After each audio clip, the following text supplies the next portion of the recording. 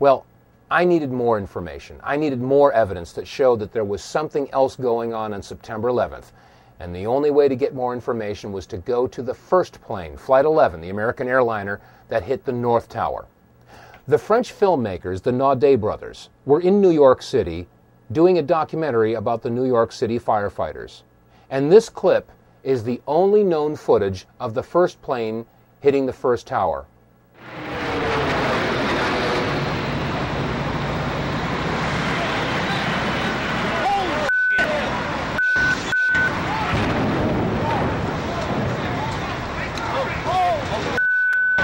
Let's take another look at this video clip, this time in slow motion. You'll notice that as the plane approaches the tower, first of all, we're too far away to get a clear shot in any detail of the plane. So therefore, it's hard to make out whether or not there was anything attached to the bottom of this plane, as was the case with Flight 175. However, there is another similarity. Just as the plane makes impact, there is a flash. Let's look at it again, and keep in mind that as we watch this plane make impact, this flash occurs just before the plane crashes into the North Tower. This time, as we watch this clip, note the shadow rising from the lower right of the Trade Center tower, and keep in mind that the shadow won't reach the impact point before the plane and vice versa. This is very important because the flash occurs before the shadow and the plane meet. This time, let's look at this clip in reverse. You'll notice that as the plane slowly backs out of the North Tower, it is clear of the tower, and then the flash occurs, indicating that the flash occurred before the plane made impact on the North Tower. One more time, this video clip showing the flash as the plane hit the North Tower.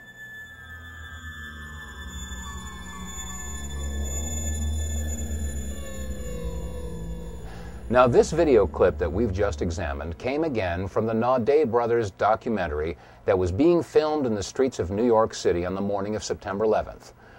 This documentary about the New York City firefighters was going to be assembled at a later date, and it was not televised. In fact, there was no live coverage at all of Flight 11 as it hit the North Tower. After all, it was a surprise attack.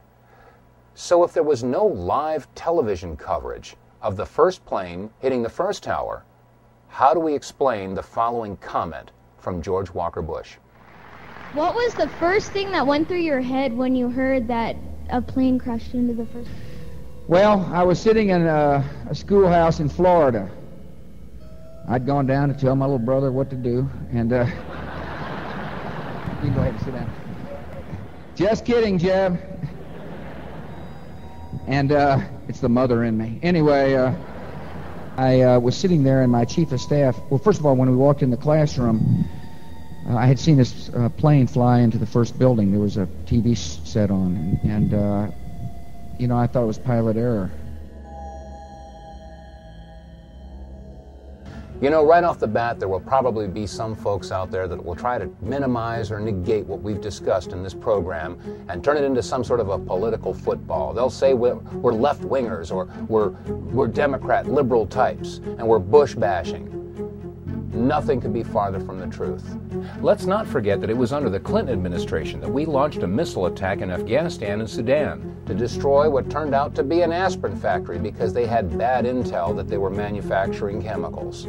It's happening again, folks. It has nothing to do with liberal versus conservative, or Democrat versus Republican, or right versus left. It has everything to do with right versus wrong. In the beginning of this program, we played word association, if you recall. The term was conspiracy theory.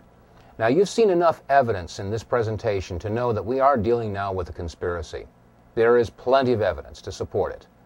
The conspiracy theory, in fact, is the idea that Osama bin Laden had something to do with the attacks of September 11th. Let's not forget that on September 23rd of 2001, Condoleezza Rice, National Security Advisor, had stated that they had evidence that linked bin Laden with the terrorist attacks and that they would release that evidence in due time. Well, America and the world are still waiting for that evidence. And in that time since September 11th, we've launched not one, but 2 wars in Afghanistan and Iraq based upon no evidence or a conspiracy theory. Our war is against evil, not against Islam. We don't hold any religion accountable. We're fighting evil.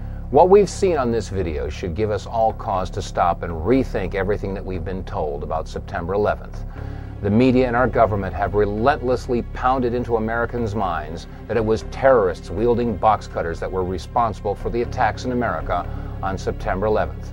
And now, after seeing this video footage, we realize that it couldn't possibly have been a terrorist in a box cutter that would have created the flashes on both the North and South Tower. Nor could it have been a terrorist with a box cutter that had that attachment to the bottom of Flight 175. There is one truth that's come out of this, though, and that is that there is a war on freedom. But the war on freedom isn't being waged by those that they say it is. After all, how many of your freedoms have been legislated away by Osama bin Laden or the Taliban or Al-Qaeda or Saddam Hussein? The answer is none. Your freedoms have been legislated away by the very people who take oaths to defend your freedoms. Republicans and Democrats alike. Your Congress, your Senate, your President. There is a war on freedom. And now, thanks to the Homeland Security Bill, the Patriot Act, the Terrorist Bill, the Model States Emergency Health Powers Act, we have thumb scanners and retina scans and face recognition, metal detectors. At the airports, we have body scans and body cavity searches.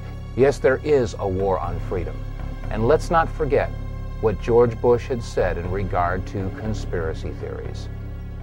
Let us never tolerate outrageous conspiracy theories concerning the attacks of September the 11th. Malicious lies that attempt to shift the blame away from the terrorists themselves, away from the guilty. Every nation in every region now has a decision to make. Either you are with us or you are with the terrorists. Much calmer situation and a much better evacuation. And these people. My son was murdered! You murdered me! Let's ask some real questions. Is that unfair? And what about the bunker? You didn't ask him about the bunker, the Office of Emergency Management bunker on fire? We are getting ready for the next panel. Remember this. Your government funded and trained Al-Qaeda. Repeat it again. Your government funded and trained Al-Qaeda. And now I ask all of America and the people of the world, where's your line in the sand?